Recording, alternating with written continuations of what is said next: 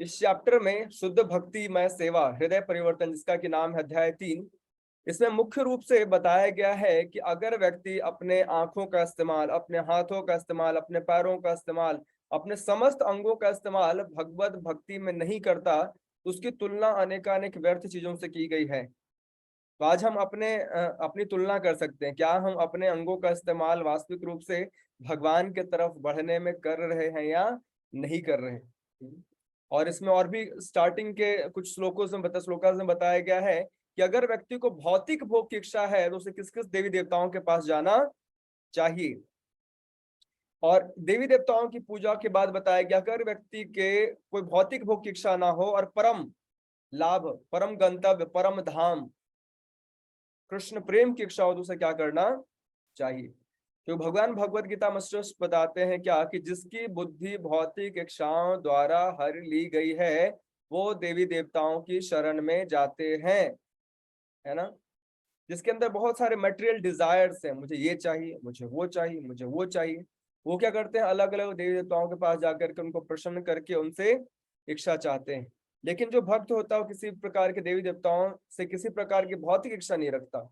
अगर देवी देवताओं के कभी मौका मिले तो उनसे प्रणाम करता है, उनको सम्मान अर्पित करता है, और साथ में क्या बोलता है, जिस प्रकार से आप भगवान की सेवा में लगे हुए हैं, मुझे भगवान की शुद्ध भक्ति प्राप्त हो, मैं भगवान की सेवा में लग सकूं, मेरे जीवन का मात्र उद्देश्य क्या हो, भगवान की प्रसन्नता, है ना। तो भक्ति जो है, भक्ति का मूल केंद्र आप देखेंगे, भक्ति का मूल केंद्र है क्या, भगवान की प्रसन्नता, गोविंद की प्रसन्नता, है ना। लेकिन बहुत बार हम भक्ति में आकर के भी हमारे सेंटर से कृष्ण हट जाते हैं, हमारे केंद्र बिंदु की भगवान की प्रसन्नता होनी चाहिए वो हट जाते हैं। जैसा कि हम लोग नाम जप कर रहे हैं, हरिनाम जप कर रहे हैं, है ना। तो कभी कभी चीजें मैकेनिकल हो जाती है। मैकेनिकल मतलब यांत्रिकी, यांत्रिकी मतलब just for rules and regulations and scheduling, scheduling बना हुआ है कि हाँ भाई सुबह उठना है, नाम जप करना है, गीता पढ़नी है, घंटी हिलाना है, भोग लगाना है, प्रसाद पाना है। तो कहीं ये हमारा दैनिक जो भक्तिमय कार्य है केवल यांत्रिकी बन के न रह जाए, एक डेली स्केड्यूल के अकॉर्डिंग न रह जाए। हमारे प्रति प्रयासों में, प्रतिदिन के अनेकानेक प्रयासों में ये लक्ष्य होना चाहिए कि मैं जो कार्य कर रहा हूँ, कर रही हूँ, इससे भगवान की प्रसन्नता संबंधित है या नहीं, है ना। तब वो भक्ति में आती है। लेकिन बहुत बार क्या हम जैसे कर्म कांड होता है उस हिसाब से भक्ति भी करने लग जाते हैं। दैनिक कार्यक्रम, रोज का हमारा कार्यक्रम है उठना, माला जप करना, भगवान को धुलाना, नहलाना धुलाना, भोग लगाना, लेकिन भूल जाते हैं कि हम किस चेतना में, किस भाव से, क्या भगवान की प्रसन्नता के लिए हम कार्य को कर रहे हैं या नहीं। तो भक्ति कोई मैकेनिकल प्रोसेस नहीं है, भक्ति इज ऑल अबाउट रस। जब हम भगवान को प्रसन्न करते हैं ना तो हमें स्वाभाविक रूप से दिव्य रसों की अनुभूति होती है ना। जैसे कि हम ये हर व्यक्ति का अनुभव रहा है, जैसे हम लोग निर्जला एकादशी आने वाली मेरे ख्याल से नेक्स्ट ही है ना। तो निर्जला एकादशी में हम लोग क्या करते हैं, सुबह से लेकर शाम तक के बैठ करके नाम जप करते हैं ना। तो लगभग 30-40 माला करने के बाद ना, जो माला है वो हमारा मुख से अपने आप चल रहा होता है, जैसे वो संघर्ष नहीं लग रहा होता, बहुत प्रयास नहीं लग रहे होते, है ना। जनरली का माला करने में बहुत प्रयास लग रहा होता है, हरे कृष्ण कृष्ण कृष्ण हरे हरे, हरे राम राम राम हरे हरे। लेकिन जब हम एक कॉन्टिन्यूअस काफी समय तक माला करते हैं तो क्या होता है, हमारा वो एक नेचुरल नेचुरल बाय बाय जो बिल्ट है ना, इनबिल्ट वो चीज बन के आ जाती है। तुम सभी क्या भगवान के दास हैं, भगवान के सेवक हैं, और भगवान नाम जो है मिश्री के समान मीठा बताया गया है। लेकिन साथ साथ यही बताया गया है कि जिस व्यक्ति को पीलिया की बीमारी होती है, जिस व्यक्ति को जॉन्डिस की बीमारी होती है, उसको कितना भी मीठा खिलाया जाए, मिश्री खिलाया जाए, मिश्री क्या लगता है, कड़वा लग रहा होता है स्टार्टिंग में। लेकिन इसका इलाज भी क्या है, उस मीठे को लेते रहे, उस मिश्री को चबाता रहे, खाता रहे, है ना, स्वीकार करता रहे, धीरे धीरे धीरे धीरे क्या होगा, उसको मिठास आने लग जाएगी।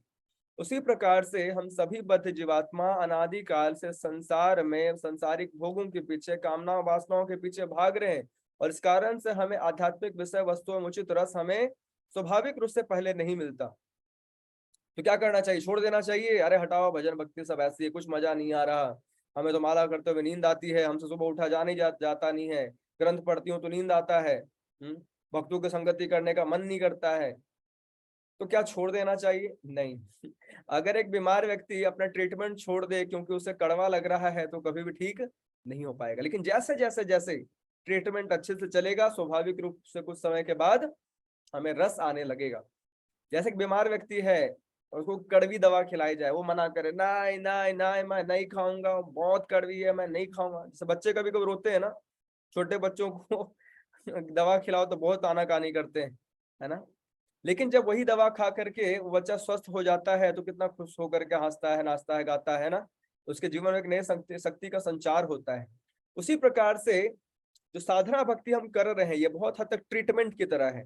हो सकता है थोड़ा कड़वा लगे, हो सकता है साधना करने में सुबह उठने का मन ना करे, भक्तों की संगति करने का मन ना करे, धाम जाने का मन ना करे, हरिनाम करने का मन न करे। लेकिन क्या हम मन से चलेंगे जिस मन ने हमारी जन्म जन्मांतरों में दुर्गति करी है? नहीं, हम मन के विरुद्ध खड़े हैं, मन को एक प्रकार से चस्टाइज कर रहे हैं, है ना, उसको उसको समहाव सुधारने का प्रयास कर रहे हैं।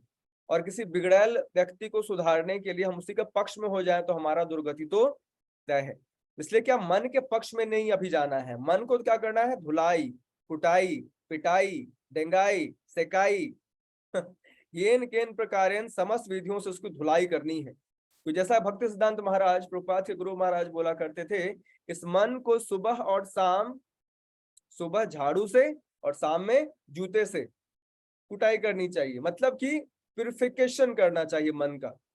मन के अनुसार चलेंगे तो हमारा तो बेड़ा गर्ग हो जाएगा, है ना।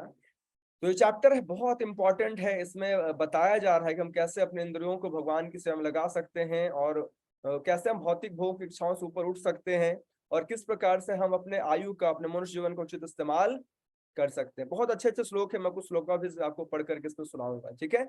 So let's start. Shri Sukhdev Goswami ने कहा, हे महाराज परीक्षित, आपने मुझसे मरणासन बुद्धिमान मनुष्य के कर्तव्य के विषय में जिस प्रकार की जिज्ञासा की, उसी प्रकार मैंने आपको उत्तर दिया है। तो देखिए, प्रभुपाद बताते हैं कि संसार में लाखों करोड़ों नर नारी हैं, लेकिन प्रायः क्या सभी अल्पज्ञ हैं। क्या है? अल्पज्ञ मतलब कम बुद्धि उनको। और बोले कम बुद्धि कैसे है भाई, कैसी बात कर रहे हैं आप? यहाँ लोग बड़े बड़े पदों पे जा रहे हैं, अच्छा अर्न कर रहे हैं, अच्छा खा पी रहे हैं। There is no any kind of deficiency in the material pleasure, standards of material pleasure. Then why we are saying that they all are list foolish person? क्या कारण क्या है? तो यहाँ बताया जा रहा है क्योंकि उनको आत्मा के विषय में अल्प ज्ञान है। उनको शरीर का ज्ञान तो है, शरीर को कैसे स्वस्थ रखना है, कैसे डोले सोले बनाने हैं, कैसे सिक्स पैक एब्स लाना है और कैसे अच्छे अच्छे डाइट्स लेने हैं, किस प्रकार से अच्छे अच्छे गाड़ियों में घूमना है, अच्छे अच्छे संबंध बनाने हैं, इसका ज्ञान तो है। लेकिन वास्तविकता में जो स्व स्व जो मतलब अपने अपनी जो वास्तविक स्थिति है वो क्या है? आत्मा। उसका कोई रत्ती भर भी ज्ञान नहीं है।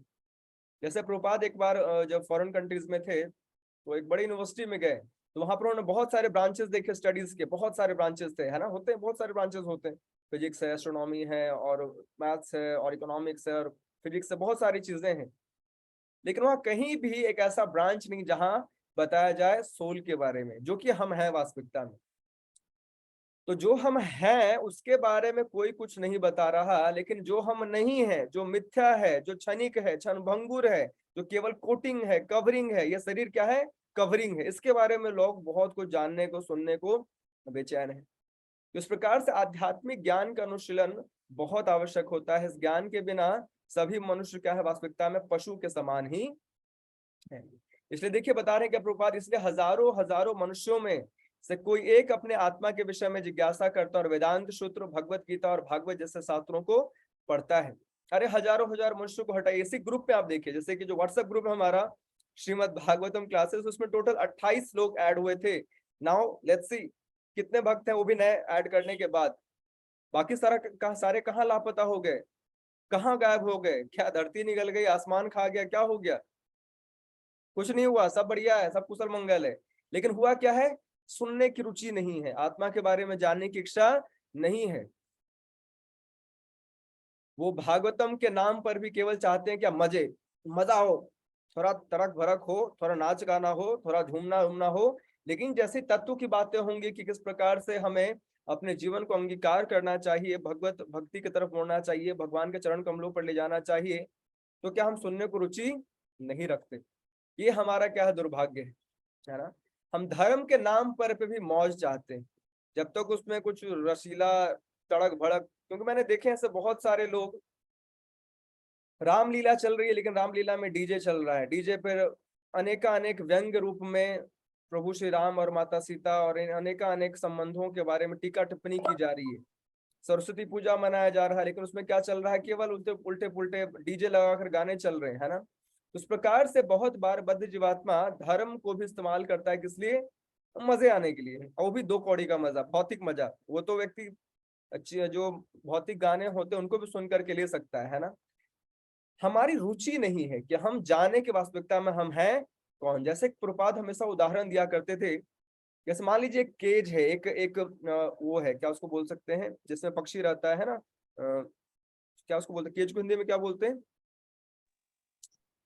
केज को क्या बोलते हैं, पिंजरा। पिंजड़ा। पिंजरा। पिंजड़ा, आप लोग कितना सोच क्यों रहे हो पिंजड़ा बोलते हैं, पिंजड़े में चिड़िया को रखा जाता है।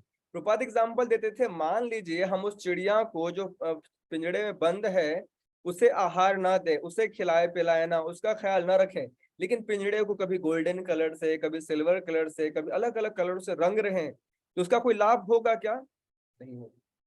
उसी प्रकार से हम इस शरीर का तो उचित भरण पोषण कर रहे हैं, सजा रहे हैं, संवार रहे हैं, पूरा मेकअप शेकअप पे ध्यान दे रहे हैं, एब्स पे ध्यान दे रहे हैं, डोले सोले पे ध्यान दे रहे हैं, सब कर रहे हैं, लेकिन जिसके कारण से इस शरीर की वास्तविक महत्ता है उस पर ध्यान नहीं दे रहे, है ना। एक सेकंड नहीं लगेगा, अगर आत्मा इस शरीर को छोड़ दे तो हमसे चाहने वाले, हमसे प्रेम करने वाले कितने भी क्यों ना हो, बोलेंगे चलो भैया इसको जल्दी से राम नाम सत्य कराओ, बड़ा बदबू दे रहा है ना। बॉडी बोलते क्या है, बॉडी बोलते ही नहीं बोलते, बॉडी, अब ये बॉडी हो गया, अब ये लोग नहीं रहे, हमारे संबंध नहीं रहे, है ना। तो इस शरीर की खूबसूरती किसके वजह से है, आत्मा की वजह से। आत्मा निकली नहीं कि शरीर का कोई भी वैल्यू नहीं रह जाता, है ना। तो इस प्रकार से बहुत ही कम लोग होते हैं, हजारों लाखों में से बिरला होता है जो भगवान के बारे में श्रवण करने की इच्छा रखता है। और ऐसे लोगों को क्या बोलते हैं, मनीषी नाम, बुद्धिमान व्यक्ति बोलते हैं, है ना। देखिए मनीषी नाम अर्थात बुद्धिमान, और यहाँ महाराज परीक्षित को क्या बोला गया है, मनीषी नाम, बुद्धिमान। क्योंकि वो अंत समय में जब उनको पता चल गया मेरे पास केवल 7 दिन शेष हैं, तो क्या कर रहे हैं, समस्त विधियों को त्याग करके भक्तों का शरण जा करके भक्तों के चरण कमलों का आश्रय लेकर क्या कर रहे हैं, हरि कथा अमृतम का आस्वादन कर रहे हैं। देखिए क्या लिखा गया, हरि कथा अमृतम, है ना। भगवान की लीलाएं, भगवान के नामों का श्रवण कीर्तन वास्तविकता में क्या है, अमृत है। और स्पेशली किसी मरणासन व्यक्ति के लिए तो संस्तुत किया गया है। वेल हर कोई मृत्यु के काफी नजदीक, हमें से कोई ये नहीं बोल सकता कि नहीं जी हम तो एकदम अमृत पी करके आए हैं, अभी नहीं मरने वाले हैं, नेक्स्ट 7 दिन तो मेरे साथ कुछ गलत नहीं हो सकता, कोई ये बात की गारंटी नहीं दे सकता, है ना। तो इसीलिए हर व्यक्ति यहाँ मृत्यु के नजदीक है। समझदार व्यक्ति ये मानकर चलता है कि मेरा कभी भी हरि बोल हो सकता है, इसलिए उचित इस्तेमाल करता है हर समय का हरिनाम जप, हरिनाम कीर्तन, हरि कथा श्रवण में। तो यहाँ देखिए इस श्लोक में स्पेशली बताया गया, अगर व्यक्ति की भौतिक इच्छाएं हैं, उसको बहुत कुछ पाने की इच्छा है, वेल आगे के श्लोकों में उसकी निंदा भी की गई। निंदा मतलब देखिए, अब जैसे कोई भिखारी है, आप रोड पे भिखारी को देखना, वो आपसे बहुत ज्यादा नहीं मांगेगा, वो क्या मांगेगा, कुछ खाने को दे दे, 2 रुपए 4 रुपए 10 रुपए दे दे, है ना। तो चूंकि उसकी एक प्रकार से मन स्थिति ऐसी है, या फिर जिससे वो मांग रहा है उसकी स्थिति भी ऐसी है कि एक हद से ज्यादा ना वो मांग पाता है, उससे इच्छा भी नहीं कर पाता है ज्यादा, और कहीं ना कहीं उसको पता होता है कि सामने व्यक्ति मुझे दे भी नहीं सकता, है ना। तो इस प्रकार से हम भी अपने अनेक भौतिक भोग की इच्छाओं के कारण अनेक प्रकार की चीजों की मांग करते हैं। और यहाँ बताया जा रहा है अगर वो आपकी इच्छा है तो किससे मांगनी है, अगर ये सारी इच्छाएं हमारी है तो किन देवी देवता से मांगनी है। लेकिन आगे ये भी बताया जा रहा है कि इसको बुद्धिमानी नहीं मानी जाएगी, ये केवल एक मूढ़ व्यक्ति या कम बुद्धिमान व्यक्ति जिसको भक्तों की संगति, गीता भागवत का ज्ञान नहीं मिला है, वो करेगा ऐसा। लेकिन जिसे भी गीता भागवत का ज्ञान मिल रहा है, जिसको परम भगवान की प्रेमा भक्ति प्राप्त करने का मौका मिल रहा है, वो इन 2 कौड़ी की चीजों के पीछे कभी भी नहीं जाएगा। क्योंकि संसार के समस्त भौतिक वस्तुएं चाहे दिखने में कितनी भी बड़ी लगे, वो प्रेम, कृष्ण प्रेम के सामने क्या है, बहुत छोटी है ना। क्यों चैतन्य महाप्रभु ने हमें ये एक हमारी कॉन्स्टिट्यूशनल पोजीशन बताई, गोपिर भरतयोर पद कमलयोर दास दासानु दास। हम सभी क्या हैं, भगवान जो कि गोपियों के भरता हैं, भगवान श्री कृष्ण है ना, उनके पालक हैं, उनको धारक हैं, उनके प्रेमी, उनके पति हैं, उनके दासों के दासों के दासों के दासों के दास है। ये हमारी कॉन्स्टिट्यूशनल पोजीशन है ना। जब कुछ सुनने में लग सकता है इसमें क्या खास है, दासों के दास, इसमें क्या मजा है? इसमें तो कोई मजा नहीं है। इसमें बहुत बहुत बहुत बहुत बड़ा मजा है, वो आध्यात्मिक मजा है। उसकी तुलना संसार के किसी भौतिक इच्छा से, भौतिक मजा से नहीं किया जा सकता है ना। तो पहले हम देख लेते हैं किस प्रकार के भौतिक भोगों के लिए बताया गया है कि हमें किसकी किसकी शरण में जाना चाहिए। तो यहाँ बताया जा रहा है कि जो व्यक्ति निर्विशेष ब्रह्म ज्योति के तेज में लीन होने की कामना करता है, उसे ब्रह्मा, भगवान ब्रह्मा या बृहस्पति की पूजा करनी चाहिए। जो प्रबल काम वासना के इच्छुक है, उसे स्वर्ग के राजा इंद्र की, जो अच्छी संतान के इच्छुक है, उसे प्रजापतियों की पूजा करनी चाहिए। जो सौभाग्य का आकांक्षी हो, उसे भौतिक जगत की अधीक्षिका दुर्गा देवी की पूजा करनी चाहिए। जो अत्यंत शक्तिशाली बनना चाहे, उसे अग्नि की, जो केवल धन की इच्छा करते हैं, उसे वशुओं की पूजा करनी चाहिए। यदि कोई महान वीर बनना चाहता है, तो उसे शिव जी के रुद्र अवतारों की पूजा करनी चाहिए। जो प्रचुर अन्न की राशि चाहता है, उसे अदिति की पूजा करनी चाहिए। जो स्वर्ग लोक की कामना करे, उसे अदिति के पुत्रों की पूजा करनी चाहिए। जो व्यक्ति सांसारिक राज्य चाहता हो, उसे विश्व देव की, जो जनता में लोकप्रियता का इच्छुक हो, उसे साध्य देव की, जो दीर्घायु की कामना करता हो, उसे अश्विनी कुमारों की, जो पुष्ट शरीर चाहता, उसे पृथ्वी की पूजा करनी चाहिए। जो अपनी नौकरी के स्थायित्व की कामना करता हो, उसे क्षितिज या पृथ्वी दोनों की सम्मिलित पूजा करनी चाहिए। जो सुंदर बनना चाहता हो, घोड़ा चिट्टा स्मार्टी, तो उसे गंधर्व लोक के निवासियों की, जो और उनके जो सुंदर पत्नी चाहता हो, उसे अप्सराओं और स्वर्ग की उर्वशी अप्सराओं की पूजा करनी चाहिए। जो अन्यों पर शासन करना चाहता हो, उसे ब्रह्मांड के प्रमुख ब्रह्मा जी की पूजा करनी चाहिए। और यहाँ बोला जा रहा है, जो स्थायी कीर्ति के इच्छुक हो, उसे भगवान की पूजा करनी चाहिए। जो अच्छी बैंक बचत चाहता हो, उसे वरुण देव की पूजा करनी चाहिए। जो यदि कोई अच्छा वैवाहिक संबंध चाहता हो, तो उसे शिव जी की पत्नी सती देवी उमा की पूजा करनी चाहिए। तो यहाँ अनेका अनेक पूजा की विधि बताई गई कि जिसकी जैसी इच्छा है, उसे वैसी देवी देवताओं के पास जाकर के पूजा करनी चाहिए। लेकिन इसका कोई वास्तविक लाभ नहीं है। जैसा कि भगवान भगवत गीता में स्पष्ट करते हैं, जिसकी बुद्धि भौतिक इच्छाओं द्वारा हर ली गई है, भगवत गीता के 7वें अध्याय के 20वें श्लोक में बताते हैं, जिसकी बुद्धि भौतिक इच्छाओं द्वारा हर ली गई है, उसका विनाश निश्चित है। जैसे कि भगवान शिव जो है, देखिए दो प्रकार से भगवान शिव की भूमिका है। अगर भगवान शिव को आप वैष्णवानाम यथा शंभु के रूप में पूजा करते हैं, तो उनसे आप भगवत प्रेम मांगेंगे, भगवान का शुद्ध प्रेम मांगेंगे, तब तो बेड़ा पार है। लेकिन अगर आपने किसी प्रकार की भौतिक भोग की इच्छा उनसे मांगी, चूंकि भगवान शिव आशुतोष हैं, जल्दी प्रसन्न हो जाते हैं, जल्दी मान जाते हैं, और अगर आपने इस बात का लाभ उठा करके किसी प्रकार की भौतिक भोग की इच्छा मांग ली, जैसे कि रावण ने किया, रावण ने पूजा करके क्या मांगा, अति शक्तिशाली बन गया और उसने अपने सिर काट कर भगवान शिव को अर्पित किए। बहुत शक्तिशाली बनने का सभी देवताओं को परेशान करना प्रारंभ किया, और अंत में क्या उसकी दुर्गति हुई, भगवान श्री रामचंद्र ने को ललकार कर स्वयं नष्ट हो गया, भगवान श्री रामचंद्र ने उसका वध कर दिया है ना। तो इस प्रकार से बहुत बार हम भौतिक भोग की इच्छा करके उसी में उलझ जाते हैं। रावण तो चलिए बहुत बड़ा उदाहरण हो गया। अगर आप अपने जीवन को, हम सभी अपने जीवन को देखें, तो जिस जिस भौतिक भोग की इच्छाओं को हमने किया है, वास्तविकता में हम उसी में ज्यादा उलझे हैं। हमारे समस्त भौतिक इच्छाएं दुखों को ज्यादा जन्म देती है, वो दुखों को ही जन्म देती है ना। तो हमें देखना चाहिए कि हम कभी भी किसी प्रकार से कोई भौतिक भोग की इच्छा ना करें, क्योंकि वो वास्तविकता में क्या कम बुद्धिमान लोगों के लिए है। और यहाँ बताया जा रहा है, ज्ञान के आध्यात्मिक विकास के लिए मनुष्य को चाहिए कि भगवान विष्णु या उनके भक्त की पूजा करे। वंश की रक्षा के लिए, कुल की उन्नति की, उसे विभिन्न विभिन्न देवताओं की पूजा करनी चाहिए। यहाँ बताया गया, अगर कोई आध्यात्मिक विकास चाहता है ज्ञान की, उसे भगवान विष्णु के और उनके भक्तों की पूजा करनी चाहिए। अगर कुछ और इच्छा है कुल की उन्नति का, तो किसी और की पूजा करनी चाहिए। और बताया जा रहा है, जो व्यक्ति राज्य सत्ता पाने के इच्छुक हो, उसे मनुओं की पूजा करनी चाहिए। जो व्यक्ति शत्रुओं पर विजय पाने के इच्छुक हो, उसे असुरों की, जो इंद्र तृप्ति चाहता है, उसे चंद्रमा की पूजा करनी चाहिए। किंतु जो किसी प्रकार के भोग की इच्छा नहीं करता, उसे पूर्ण पुरुषोत्तम भगवान की पूजा करनी चाहिए।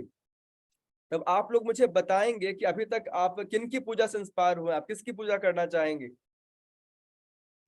तो हमारी रिंकू माता जी थोड़ी निद्रा में लग रही हैं, तो हम क्यों ना इनसे ही पूछ ले।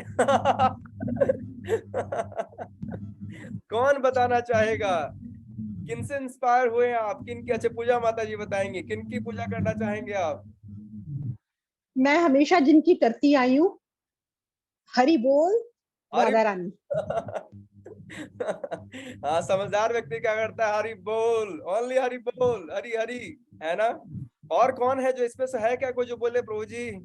देखिए, मेरे में तो अभी भौतिक भोग की इच्छाएं हैं, इसलिए ना मेरे लिए तो बहुत मुश्किल है भगवान की। देखिए यहाँ पर लिखा हुआ है, जो किसी प्रकार के भोग की इच्छा नहीं करता, उससे पूर्ण पुरुषोत्तम भगवान की पूजा करनी चाहिए। तो हमारे मन में आ सकता है प्रभु जी, इसके ऊपर वाला ऑप्शन थोड़ा ज्यादा अच्छा लग रहा है मुझे। देखिए, जो इंद्रिय तृप्ति चाहता हो उसे चंद्रमा की पूजा करनी चाहिए। तो मेरे को तो बहुत सारी इंद्रिय तृप्ति की इच्छाएं हैं, क्यों ना मैं आज से चंद्रदेव की पूजा स्टार्ट करूं। हो सकता है हमारी मति बुद्धि इस प्रकार से दिग्भ्रमित हो जाए, लेकिन अच्छी बात ये है, इसका अगला श्लोक हमें बता रहा है। ये देखिए, ये जो श्लोक है ना, हम सबके लिए एक प्रकार से बहुत ही, क्योंकि जितने भी भौतिक भोग की इच्छाएं हैं उससे हम फंस जाते हैं, और स्पेशली तब जब हम किसी देवी देवता से शिक्षा करते हैं। लेकिन देखिए यहाँ पर प्रभुपाद बता रहे कि श्रीपाद शंकराचार्य ने भी कहा है, नारायण परो व्यक्तात्, जो नारायण है, जो व्यक्त जगत है, भौतिक चक्र, उससे परे हैं, उससे परमेश्वर क्या, उससे परे हैं। तो जब हम भगवान से किसी प्रकार की भौतिक भोग की इच्छा मांगते भी है ना, तो भगवान बाकी देवताओं की तरह उसको पूरा नहीं करते। भगवान इस प्रकार से पूरा करते हैं कि आपको भौतिक भोग की इच्छाओं से मन ही उचट जाएगा, मन उठ जाएगा। तो ये कितनी अच्छी बात है, अच्छी बात है कि नहीं? अभी तो मान लीजिए हम खुद को जबरदस्ती, प्रभु जी क्या करें, भौतिक भोग तो है, बहुत इच्छा है, भर की इच्छा है, लेकिन क्या करूं, मैं भगवान श्री कृष्ण की भक्ति करती हूँ। ये अच्छी बात है, और क्यों अच्छी बात है इस श्लोक में बताया गया है। ये श्लोक बहुत इंपॉर्टेंट है। अकाम सर्व कामो भा मोक्ष काम उदारधि तीव्रेन भक्ति योगेन यजेत पुरुषम परम। बता जरा, कोई बात नहीं, भौतिक भोग की इच्छा चलेगा, इट्स ओके, ऑल राइट। जिस व्यक्ति की बुद्धि व्यापक है, किसकी बुद्धि? जिसकी बुद्धि व्यापक है, जिस व्यक्ति की बुद्धि व्यापक है, जो संकीर्ण मानसिकता का नहीं है, या फिर जिसको बुद्धि कम है, वो नहीं। कौन व्यक्ति? जिसकी बुद्धि व्यापक है, वह चाहे सकाम हो या निष्काम हो तथा मुक्ति का इच्छुक हो, तो उससे चाहिए कि सही प्रकार से परम पूर्ण भगवान की पूजा करे। अंतर क्या है, आप बोल सकते हैं अंतर क्या है भाई? एक तो हुआ कि मुझ में इच्छा है, मैं देवी देवताओं के पास गया, एक एक मुझ में इच्छा है और फिर मैं भगवान के पास गया। तो अंतर क्या आता है, बताया जाता है, देवी देवता जो है, जैसे एक शॉप है, शॉप में शॉपकीपर है, उससे आप ब्लेड परचेस करने जा रहे हैं, तो वो नहीं पूछते कि आप किस लिए ब्लेड परचेस कर रहे हैं, पेंसिल काटना है, छिलना है, कुछ कुछ और काटना है, किसी का गला काटना है, दे नेवर केयर। तो देवी देवता जो होते हैं उनको आप केवल संतुष्ट कर दो उनके पूजन विधि से, तो वो आपको वो जो वस्तु है जो आप मांग रहे हैं दे देते हैं। उनको इससे कोई फर्क नहीं पड़ता, उसको प्राप्त करके आपकी सदगति हो, आपकी दुर्गति हो, और भौतिक भोग की इच्छाओं में फंस जाए, डूब जाए, आपका बेड़ा गर्क हो, जैसे कोई मतलब। लेकिन भगवान जो है वो माता पिता के समान है। अगर माता पिता के सामने बच्चा जाकर के कोई भौतिक भोग की इच्छा है फिर ब्लेड मांगे, तो पूछेंगे बेटा क्या करने जा रहा है? उंगली काटने जा रहा है, पेंसिल काटने जा रहा है, गला काटने जा रहा है, क्या काटने जा रहा है ना? तो माता पिता अगर अपने बच्चों को कोई चीज देते हैं तो बहुत सोच समझ के देते हैं कि इससे कहीं उस बच्चे की हानि ना हो जाए। जैसे ध्रुव महाराज है ना, ध्रुव महाराज की इच्छा थी कि मैं भगवान श्री हरि को प्रसन्न करूं, लेकिन क्या मांगू? ब्रह्मा जी से बड़ा लोक मांगू। तो भगवान ने उनकी इच्छा तो पूरी कर दी, उनको ध्रुव लोक दे भी दिया। जगमगाता रहता है ना वो तारा, ध्रुव तारा बोलते हैं ना, वो ध्रुव जी का लोक है। वो ब्रह्मांड के विलय होने के बाद भी ध्रुव लोक विनाश को नहीं जाता। लेकिन भगवान ने क्या बोला, समय के बाद क्या होगा, तुम मेरे परम धाम को प्राप्त करोगे। तो भगवान की प्रेमा भक्ति करने, भगवान की भक्ति करने पर क्या करते हैं भगवान, भौतिक भोग जो है, जो इच्छा हम कर रहे हैं, उसको कभी देते हैं कभी नहीं देते हैं। देते हैं तो सोच समझ के देते हैं, देने के बाद व्यक्ति कहीं मुझसे दूर तो नहीं चला जाएगा, है ना? जैसे सुदामा को उन्होंने इतने धन संपत्ति ऐश्वर्य दिए, लेकिन उनको पता था कि सुदामा कभी भी मुझे नहीं भूलेगा, मेरे एक प्रकार से विस्मृति में नहीं जाएगा, है ना?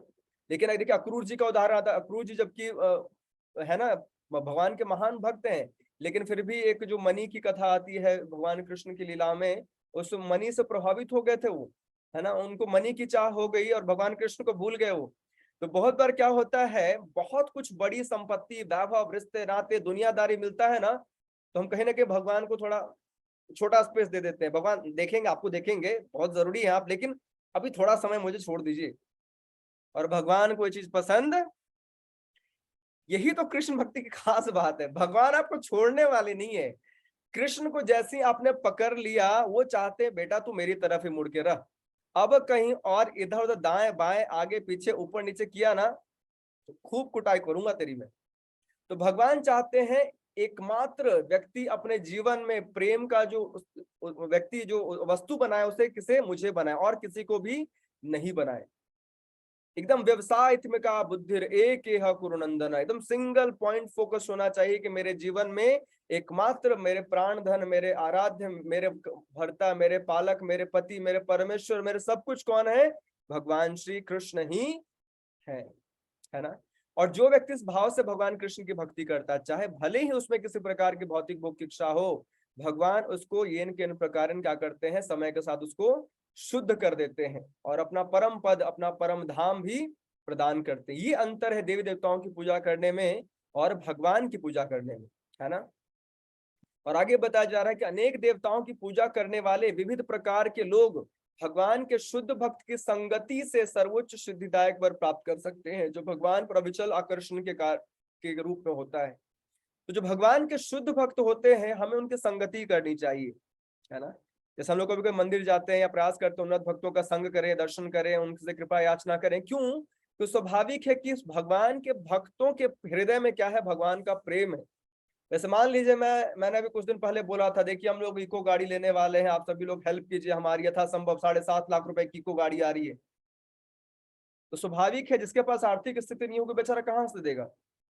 जिसके पास कुछ है वही तो देगा ना। उसी प्रकार से अगर जैसे भगवान के भक्त है, उनके हृदय में क्या है? भगवान की भक्ति है।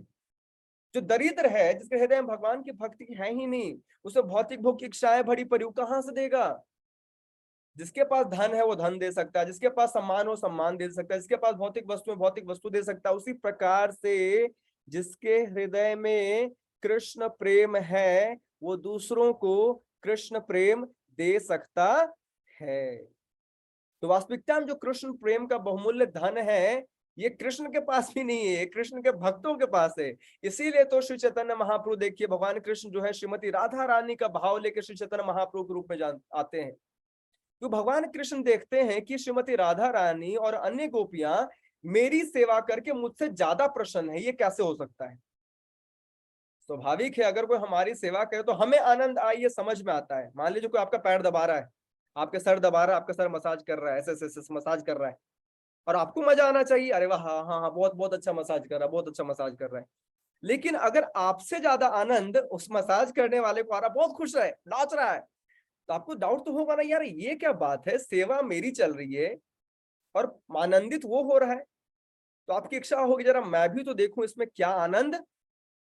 तो गोपी और श्रीमती राधा रानी हैं, ये सभी क्या भगवान की सेवा करके बहुत आनंदित रहती हैं, बहुत आनंदित रहती हैं। और ये देख करके भगवान कृष्ण की इच्छा होती कि मैं भी भक्त रूप में आकर के भक्तिमय सेवाओं का रसास्वादन करूं। इसीलिए श्री कृष्ण जो है श्रीमती राधा रानी का भाव लेकर के भगवान श्री चैतन्य महाप्रभु के रूप में प्रकट होते हैं और हरिनाम का नित्य निरंतर जाप करके, कीर्तन करके, भाव विभोर होकर के अष्ट सात्विक विकारों के माध्यम से प्रेम का उच्चतम रस का स्वादन करते हैं, है ना। तो उसी प्रकार से हमें भक्तों की संगति करनी चाहिए, क्योंकि भक्त जो है उनके हृदय में भगवान का प्रेम है और वो हमें क्या कर सकते हैं? भगवान का प्रेम दे सकते हैं। जिसके पास जो है वही दे सकता है, जिसके पास नहीं है वो दे ही नहीं सकता, है ना। इसलिए हमें बहुत ही अलर्ट रहना चाहिए। जैसे बहुत बार लोग बोलते हैं, कभी कभी हम आरोप लगाते हैं, आप इस्कॉन वाले ना, आप लोग सनातन धर्म के नाम पर कलंक हैं। क्यों? क्योंकि आप देवी देवताओं की निंदा करते। निंदा नहीं करते, मैं निंदा नहीं कर रहा, भगवान स्वयं बता रहे। देखिए यहाँ पर लिखा हुआ है, यान्ति देवव्रता देवान, पितृन यान्ति पितृव्रता, भूतान्ति यान्ति भूतेज्य, यान्ति माद्य जनोपि माम। ये भगवान कृष्ण बोल रहे हैं। और जो वो श्लोक है कि जिनकी बुद्धि भौतिक इच्छाओं द्वारा हर ली जाती है, वो देवी देवताओं के शरण में जाते हैं। तो हम क्या चाहते हैं? अपना दुकान चलता रहे, इसलिए समस्त देवी देवताओं को बिठा करके, हाँ जी आओ आओ आओ आओ आओ आओ आओ आओ सबके लगे रहो। और कभी ये नहीं बताएंगे कि अगर हम देवी देवताओं से भौतिक भोग की इच्छाएं मांग रहे हैं, तो वास्तविकता में क्या हम इसी संसार में अनादि काल तक रहने की तैयारी कर रहे हैं। कोई ये नहीं बताता कि यहाँ से निकलने का तरीका क्या है। और बता रहे हाँ हाँ और मांगो, यही यही मांग मांग कर सड़ते रहो, मरते रहो, गलते रहो, वो यहाँ से निकलने का रास्ता नहीं बताता। भगवान बताते हैं कि किस प्रकार से हम इस संसार से निकल सकते हैं, किस प्रकार से हम परम पद को प्राप्त कर सकते हैं। यहाँ भगवान स्पष्ट बता रहे हैं। बहुत बार देखिए बहुत सारे लोग बोलते हैं क्या, यतो मत ततो पथ, किसी की भी पूजा करो वही परम धाम मिलेगा। ऐसा नहीं है। किसने बोला? मेरे आपके बोलने से बातें नहीं हो जाएंगी। भगवान बता रहे हैं जो देवी देवताओं की पूजा करता है, देखिए जो देवताओं के उपासक देवताओं के लोगों को जाते हैं, जो पितरों के पूजक है पितृलोक को जाते हैं, जो निपट भौतिकतावादी भिन्न भिन्न भौतिक लोकों में रह जाते हैं। अगर भौतिक भोग इच्छाएं हैं तो भौतिक लोकों में हम रह जाएंगे, किंतु भगवत भक्त भगवान के धाम पहुंच जाते हैं। तो ये बात कोई नहीं बताता कि किस प्रकार से परम धाम पहुंचा जाए, क्योंकि ये बात बताएंगे तो फिर दुकान बंद हो जाएगा ना।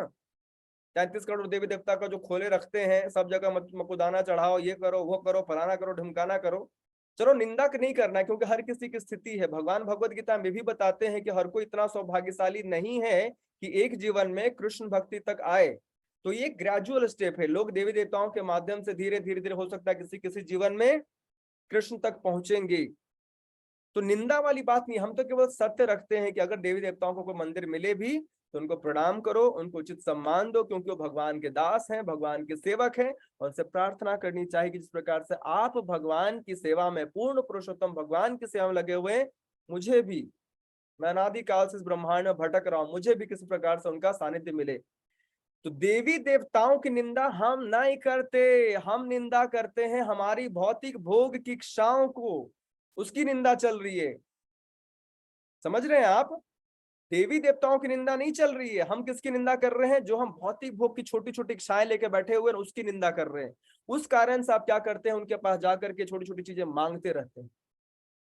तो हमें ऐसे भौतिक भोगों से बचना चाहिए। कहीं हमारे मन में किसी प्रकार की भौतिक भोग की इच्छा तो नहीं है, देखते रहना चाहिए। भौतिक भोग की इच्छा होंगी तो स्वाभाविक है हमें बार बार संसार में आना पड़ेगा। देखिए बताया जा रहा है ना, निपट भौतिकतावादी, जो भौतिक भोग की इच्छा रखते हैं, उनके जीवन का उद्देश्य केवल भौतिक भोग होता है, इसी लोक में आते जाते रहते हैं। अगर अच्छे कर्म करेंगे, पुण्य करेंगे तो हो सकता है मनुष्य के रूप में, और अगर अच्छे कर्म नहीं करेंगे तो पशु पक्षियों के रूप में। तो हमारे पास भगवान चुनाव दे रहे हैं, विकल्प दे रहे हैं। क्या तुम परम धाम को आना चाहते हो, मेरी प्रेमा भक्ति प्राप्त करना चाहते हो? करना चाहते हो तो ये विधि है। अगर नहीं करना चाहते तो देवी देवताओं की पूजा करो तो इस लोक के जाओगे, पितरों की पूजा करोगे तो वहां जाओगे, भौतिकतावादी बनोगे तो इसी लोक में आओ। Now choice is ours. भगवान कहीं फोर्स नहीं करते, ना हम किसी को फोर्स करते हैं। हम बस बता देते हैं कि अगर आप परम पद प्राप्त करना चाहते हैं तो ये कीजिए, अगर आप नहीं करना चाहते तो जैसी आपकी इच्छा वो। भगवान पूरी भगवत गीता बोलने के बाद क्या उन्होंने बोला?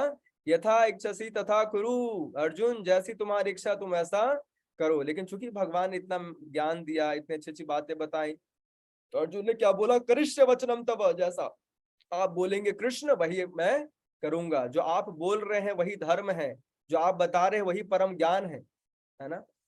इस प्रकार से देखिए भगवान हरि विश्वक दिव्य ज्ञान वह ज्ञान है जिससे भौतिक गुणों की तरंगे भंवरे पूरी तरह थम जाती हैं। ये अंतर है सामान्य ज्ञानों में और भगवान के विषय दिव्य ज्ञान में। जब भगवान के विषय में हम दिव्य ज्ञान का श्रवण करते हैं तो भौतिक गुणों की तरंगे क्या होती है? पूरी तरीके से थम जाती है ना। ऐसा ज्ञान भौतिक आसक्ति से रहित होने के कारण आत्म तुष्टि प्रदान करने वाला है और दिव्य होने के कारण महापुरुषों द्वारा मान्य है। तो भला ऐसा कौन होगा जिससे आकृष्ट नहीं होगा? ये जितने देखिए महाराज परीक्षित हैं, सुखदेव गोस्वामी सही भगवान के महान भक्त हैं। और क्यों ये आकर के अंत समय में क्या कर रहे हैं? भगवान के नाम रूप गुण लीलाओं का श्रवण कीर्तन कर रहे हैं, क्योंकि ये परम वस्तु है जिसका हम आश्रय ले सकते हैं। ये परम ज्ञान है, भगवान के विषय में जो ज्ञान है वो परम ज्ञान है। ऐसा कौन सा महापुरुष होगा जिससे आकर्षित नहीं होगा? देखिए संजीव गोस्वामी इस बताते हैं, वैदिक कथन उद्धृत करते हुए, एको नारायणो देव परावरा नाम परम आस्ते कैवल्यम संगीता। और यह प्रतिपादित करते हैं कि भगवान नारायण ही कैवल्य है, और जिस साधन से मनुष्य भगवान तक पहुंचता है उसे क्या बोलते हैं? कैवल्य पंथा, अर्थात भगवान तक पहुंचने का एकमात्र साधन कहा जाता है। कैवल्य पंथा भगवत संबंधी कथाओं के श्रवण से आरंभ होता है, और ऐसी कथा सुनने का स्वाभाविक परिणाम दिव्य ज्ञान का लाभ है, जिससे संसारिक कथाओं से विरक्ति उत्पन्न होती है और विषयों के लिए बहुत भक्त में कोई रुचि नहीं रह जाती। तो अगर कोई भक्त इस कैवल्य पंथा मार्ग पे चलता है, इट मीन्स परम भगवान को प्राप्त करने के मार्ग पे चलता है, जिसका प्रारंभ कैसे होता है, जो आप अभी कर रहे हैं, श्रवण, श्रवण से प्रारंभ होता, सुनना। ये जो कान है ना दो, इसके बारे में भी आगे बताया जाएगा। अगर कान का इस्तेमाल हम हरि कथा श्रवण में नहीं करते तो उसका क्या वास्तविकता में इसका क्या वैल्यू रह जाता है ना। तो श्रवण से स्टार्ट होता है, और ये श्रवण करते करते क्या होता है, हमारी सांसारिक कथाओं में रुचि घट जाती है। सांसारिक कथा सुनने का मन नहीं करता, सांसारिक लोगों के बारे में सुनने का मन नहीं करता है ना। तो इस प्रकार से हम सभी लोग हो सकता है पूर्ण रूप से शुद्ध ना हो, लेकिन अगर कृष्ण से संबंध कर दें तो क्या हो जाता है, वो शुद्ध हो जाता है। देखिए यहाँ पर लास्ट में रूप गोस्वामी भी बता रहे हैं कि निर्बंध कृष्ण संबंधे युक्तम वैराग्य मुच्यते, कि अगर हम सांसारिक कार्यों में लगे हुए हैं लेकिन उनको किन किन प्रकारेण कृष्ण से संबंधित कर दें तो क्या हो जाता है, वो दिव्य हो जाता है। तो आगे बताया जा रहा है कि जो शिला सुखदेव गोस्वामी अत्यंत विद्वान ऋषि थे और बातों को काव्यमय ढंग से प्रस्तुत करने में सक्षम थे। अतः जो कुछ उन्होंने कहा उसे सुनने के बाद महाराज परीक्षित उनसे क्या पूछा। वेल, इसके तात्पर्य में शिला प्रभुपाद देखिए, वैष्णवों के 26 गुण बताए जाते हैं। जो भी व्यक्ति भगवत भक्ति में रत हो रहा है या भक्ति करने का प्रयास कर रहा है, उससे पैरामीटर्स चेक करने चाहिए कि क्या मुझ में ये गुण विकसित हो रहे हैं या नहीं। मैं एक बार जस्ट पढ़ देता हूं, इसके बारे में डिटेल डिस्कशन हम कभी और करेंगे। वह है क्या, दयालु, शांत, सत्यवादी, समदर्शी, त्रुटि रहित, उदार, मृदु, स्वच्छ, अनासक्त, सर्व सुभैषी, संतुष्ट, कृष्ण का शरणागत, लालसा रहित, सरल, स्थिर, आत्माराम, नियमित आहार करने वाला, ज्ञानी, शिष्ट, निराभिमान, गंभीर, सहानुभूतिशील, मैत्री भाव वाला, कवि हृदय, दक्ष होता है तथा मौन रहता है। तो भक्त के 26 गुण हैं जिसका वर्णन कृष्णदास कविराज ने चैतन्य चैतामृत में किया है। तो एक गुण है क्या, कवि हृदय। उनकी जो वाक्य शैली होती है वो क्या कवि रूप में होती है, जो बोलते हैं तो वो काव्य रूप में बोलते हैं। यहाँ सुखदेव गोस्वामी का ये गुण बताया जा रहा है कि बहुत ही सुंदर रूप में क्या कर रहे हैं, वो इस ज्ञान को काव्य रूप में रख रहे हैं। तो हे विद्वान सूत गोस्वामी, आप हम सबों को ऐसी कथाएं समझाते रहें क्योंकि हम सुनने को उत्सुक हैं। इसके अतिरिक्त ऐसी कथाएं जिनसे भगवान हरि के विषय में विचार विमर्श हो सके, भक्तों की सभा में अवश्य ही कहीं सुनी जाए। तो देखिए यहाँ पर प्रभुपाद एक बार जगह बताते हैं कि दो प्रकार के भक्त होते हैं, एक होते हैं नित्य सिद्ध और एक होते हैं साधना सिद्ध। याद रखिएगा, दो प्रकार से परम पद हम प्राप्त कर सकते हैं। प्राप्त किया जैसे एक हुआ कि नित्य सिद्ध हो गए, जैसे प्रभुपाद नित्य सिद्ध है। जो शुद्ध भक्त होते हैं वो नित्य सिद्ध होते हैं, वो संसार में आते हैं हमारे उद्धार के लिए, उनको सिद्धि के लिए प्रयास नहीं करना पड़ता, ऑलरेडी वो लिबरेटेड होते हैं। लेकिन हमारे जैसे लोग क्या हैं, बद्ध हैं। लेकिन अगर हम साधना करें, जो साधना विधि है, वैधि भक्ति है, उसका उचित रूप से पालन करें तो क्या होगा, धीरे धीरे धीरे धीरे हम साधना सिद्ध हो सकते हैं। एक समय आएगा जब साधना परिपक्व हो जाएगी, प्रतिफलित होगी, उस अवस्था में क्या हो सकते हैं, हम मुक्त हो सकते हैं, सिद्ध हो सकते हैं, है ना। तो हम सभी भले ही नित्य सिद्ध नहीं है, लेकिन हमें भगवत कृपा से, भगवान की कृपा से, साधुओं की कृपा से, हरिनाम की कृपा से अपने आप को साधना सिद्ध करने का मौका मिल रहा है। जितना ज्यादा हम हरि कथा, हरि का नाम कीर्तन श्रवण करेंगे, एक समय आएगा जब हम साधना सिद्ध हो जाएंगे, मुक्त हो जाएंगे, परम पद को प्राप्त कर जाएंगे। तो यहाँ पर पांडवों के पौत्र महाराज परीक्षित के बारे में बताया गया कि वो बचपन से ही क्या करते थे, देखिए भगवान कृष्ण की पूजा किया करते थे, है ना। कुलदेवों को पूजा करने, भगवान कृष्ण का अनुकरण करते थे, उनकी पूजा किया करते थे स्टार्टिंग से, प्रारंभ से ही, है ना। जैसे यहाँ पर देखिए सुप्रसिद्ध मीराबाई गोवर्धनधारी भगवान कृष्ण की महान भक्तिन थी। तो अनेक जो भक्त हुए ना, प्रारंभ से ही भगवान को पूर्ण रूप से समर्पित थे। और भले ही यहाँ देखिए बताया जा रहा है कि महाराज परीक्षित जो है राजसी ठाट बाट में है, लेकिन सुखदेव गोस्वामी के समान स्तर पर ही है। दोनों भगवान के शुद्ध भक्त हैं। तुलना नहीं कर सकते कि देखिए सुखदेव गोस्वामी परम वैरागी है और महाराज परीक्षित जो है इस प्रकार से राजसी ठाट बाट में है, तो उनको हम शुद्ध भक्त नहीं कहेंगे। तो किसी भी शुद्ध भक्त को हम ऊपरी पहनावे से, व्यवहार से नहीं देख सकते कि वो शुद्ध भक्त है या शुद्ध भक्ति का पैमाना क्या है कि जो व्यक्ति कृष्ण में डूबा रहता है, कृष्ण के नाम रूप गुण लीलाओं के चिंतन मनन श्रवण में लगा रहता है, उसको किसी अन्य चीजों में रुचि ही नहीं आती, और भगवान की सेवा के अलावा कुछ और सोचता ही नहीं है, 24 घंटे उसे भगवान भक्ति भक्तिमय सेवा नाम रूप गुण लीलाओं के श्रवण कीर्तन में उसका मन लगा रहता है, ये है शुद्ध भक्त, है ना। तो इस प्रकार से दोनों ही महाभागवत के लक्षण सिद्ध कर रहे हैं। देखिए यहाँ बताया गया, जो मैंने बताया, साधना सिद्ध भक्त भक्त बन जाता है। जैसे कि हमारे देखिए एग्जाम्पल एक और दिया गया, नारद मुनि। नारद मुनि पूर्व जन्म में क्या थे? दासी पुत्र थे, किंतु महान भक्तों की संगति से क्या हो गए? वो भगवत भक्त बन गए। तो इस प्रकार से साधना सिद्ध हो गए वो। शुद्ध भक्तों की संगति से क्या होता है? व्यक्ति साधना सिद्ध हो जाता है। जब हम शुद्ध भक्तों की संगति करके साधना का अच्छे से पालन करते हैं तो हम साधना सिद्ध भगवत भक्त बन जाते हैं। तो व्यास पुत्र सुखदेव गोस्वामी दिव्य ज्ञान से पूर्ण भी थे और वसुदेव पुत्र भगवान श्री कृष्ण के महान भक्त भी थे। अतः भगवान कृष्ण विषयक चर्चाएं अवश्य चलती रही होंगी, क्योंकि बड़े बड़े दार्शनिकों द्वारा तथा महान भक्तों की सभा में कृष्ण के गुणगानों का बखान होता ही आया है। अब मैं आपको एग्जैक्टली यहाँ से प्रारंभ करता हूँ। ये श्लोक बहुत इंपॉर्टेंट है। ये श्लोक ना हमें याद करने का प्रयास करना चाहिए। मैं आपको बोल रहा हूँ, रिपीट कर सकते हैं मनी मन, या फिर साथ में बोल सकते हो, अच्छा रहेगा। इसमें बोला जा रहा है क्या? आयुर्हरति वैपुंसाम उद्यनस्तम च यन्नशो तस्यते यतक्षणोनीता उत्तम श्लोक वार्तया। किस उदय और अस्त होते हुए सूर्योदय होता है और सूर्यास्त होता है ना। तो उदय होते और अस्त होते हुए सूर्य जो है सभी की आयु को छिन्न कर देते हैं। हर व्यक्ति क्या कर रहा है? प्रतिदिन, प्रति महीने, प्रति वर्ष मृत्यु के नजदीक जा रहा है। रोज देखता है सूर्य उदय हो रहा है, सूर्य अस्त हो रहा है। वास्तविकता में क्या वो मृत्यु के और नजदीक और नजदीक और नजदीक जा रहा है। किंतु जो सर्वोत्तम भगवान की कथाओं की चर्चा चलाने में अपना समय का सदुपयोग करते हैं, उसकी आयु छिन्न नहीं हो रही। क्यों नहीं छिन्न हो रही है? क्योंकि व्यक्ति क्या कर रहा है? धीरे धीरे धीरे धीरे शाश्वत जीवन की तरफ बढ़ रहा है।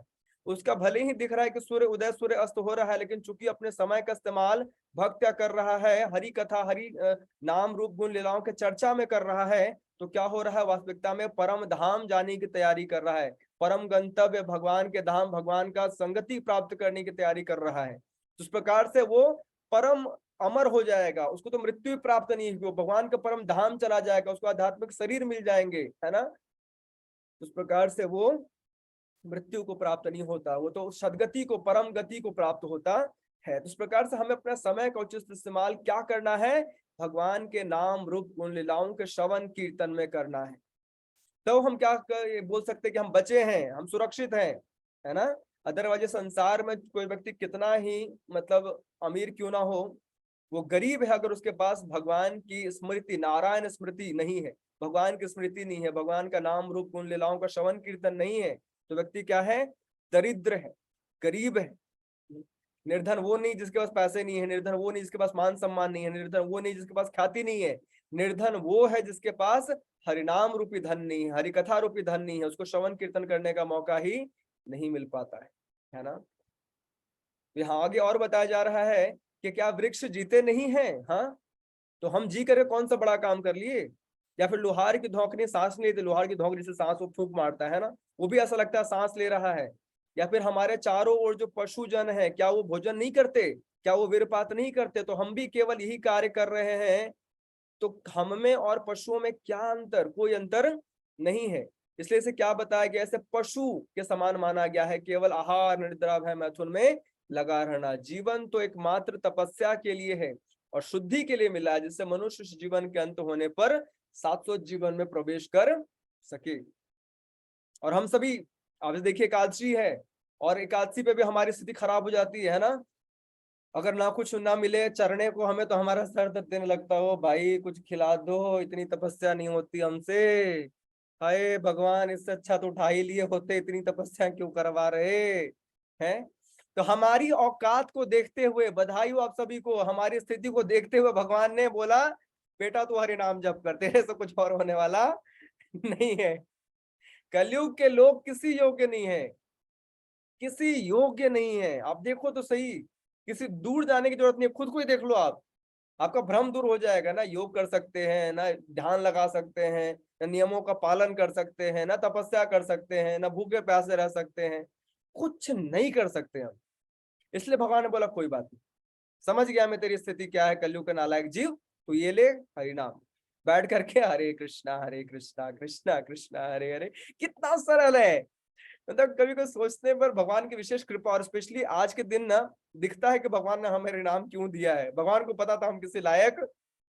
कहा ध्रुव महाराज भगवत प्राप्ति के लिए 6 महीने तक नॉन स्टॉप सब कुछ उन्होंने छोड़ दिया, खाना पीना सोना, इवन कि अंत के 1 महीने में तो सांस लेना भी बंद कर दिया। हम सोच सकते हैं क्या 1 मिनट के लिए सांस नहीं लीजिएगा ना तो लगा मरे मरे मरे। भाई साहब 2 मिनट सांस अगर रोकने को बोल दिया होता तो अभी जूम क्लास लेते लेते हमारा हरि बोल हो गया होता है।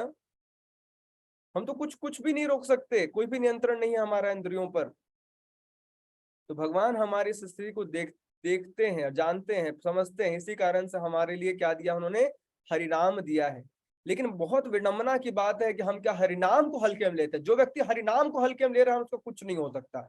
इस संसार में उसका कोई और दूसरा साधन है ही नहीं सदगति का।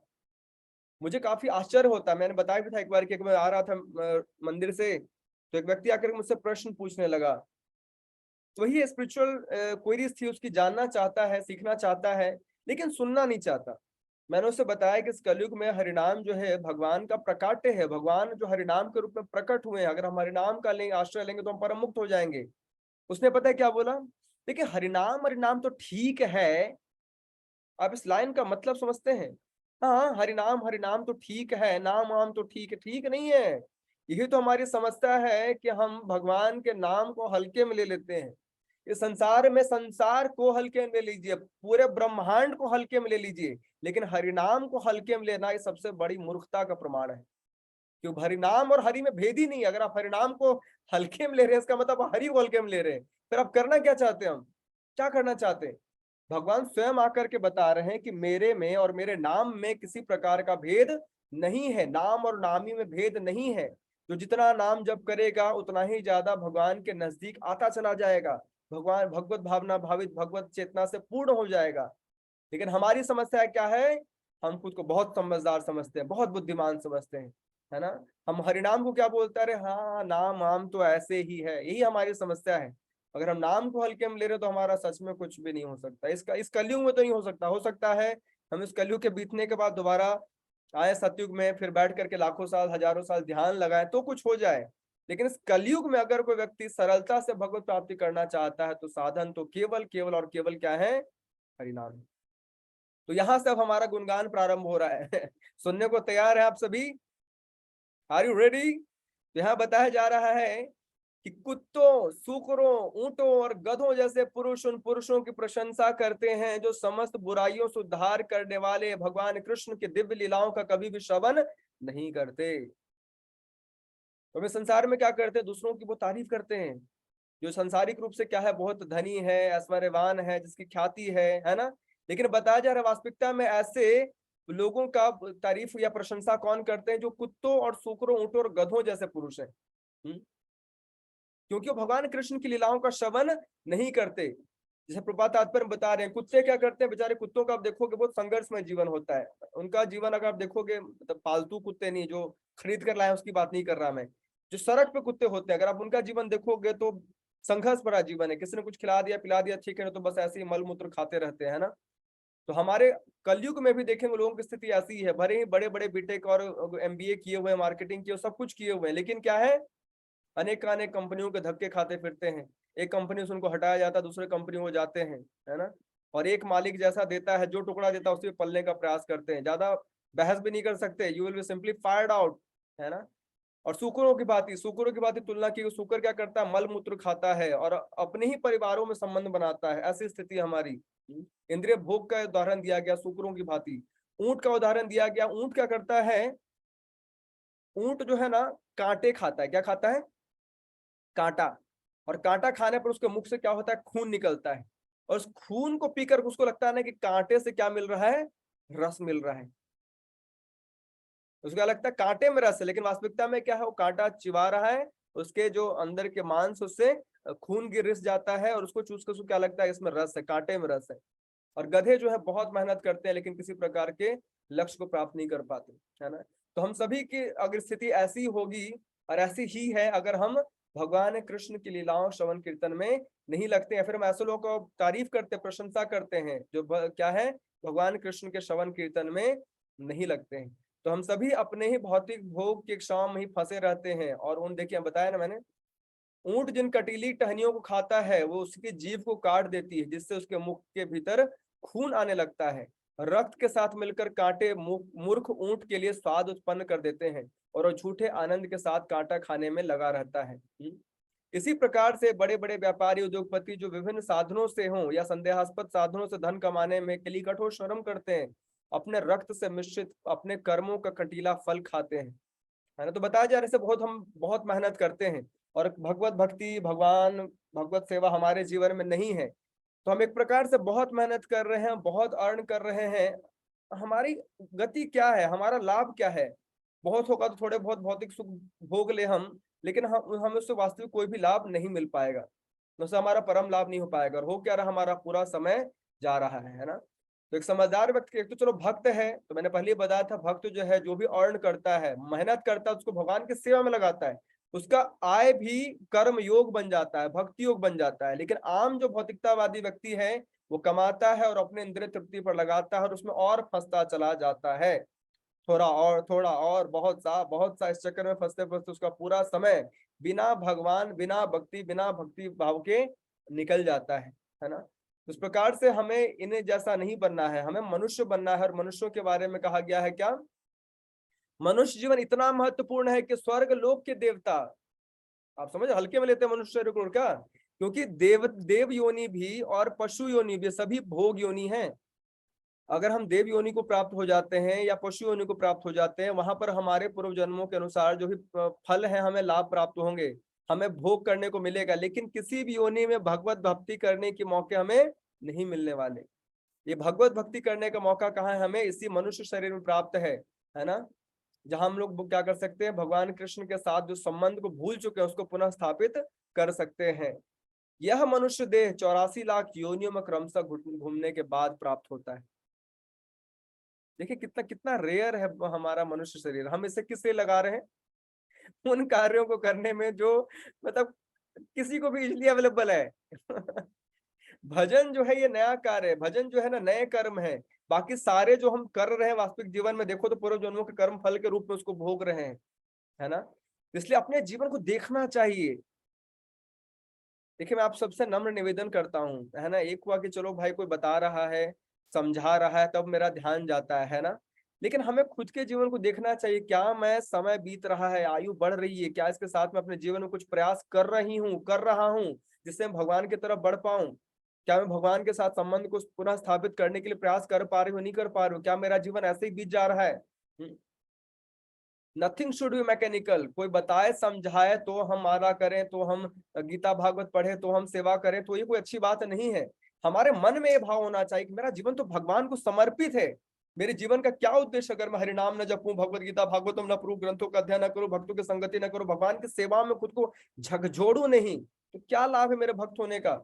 मैं तो अभक्तों से भी गया गुजरा हूं, फिर अभक्त तो चलो कुछ नहीं करते हैं, कुछ ज्ञान नहीं है, तो मुझे तो समस्त ज्ञान होने के बाद भी क्या है, मैं ऐसा कार्य कर रहा हूं। अब यहां से देखिए सारे श्लोक आ रहे हैं कि किस प्रकार से हमारा तुलना किया जाएगा, है ना। तो बताया जा रहा है, बिले बतोरुक्रम विक्रमान ये न शृण्वतः कर्ण पुटे नरस्य जिभाषति दार्दूरिके वसुत न चोपगायत्य रुगाय गाथा। जिसने भगवान के शौर्य और अद्भुत कार्यों की कथाएं नहीं सुनी है, जिसने भगवान के विषय में गीतों को गाया, उच्च स्वर से उच्चारण नहीं किया है, उसके श्रवण रंध्र मानो सांपों के बिल और जीभ मानो मेढक की जीभ जैसे हैं। जो व्यक्ति भगवान के नाम रूप गुण लीलाओं का उच्चारण नहीं कर रहा, गा नहीं रहा, भगवान कितने सुंदर सुंदर प्रार्थनाएं हैं, भगवान कितने सुंदर सुंदर नाम है, उसका उच्चारण नहीं कर रहा या सुन नहीं रहा, उसकी तुलना क्या की जा रही है, उसके श्रवण रंध्र कानों के जो तुलना की गई है क्या, किससे, सांप के बिल से की गई है। और जो जीव है मेढक, है ना। जैसे बताया जाता है जो मेढक होता है टर टर टर टर करता रहता है, और टर टर टर करते करते सांप आता है उसको खा करके चला जाता है।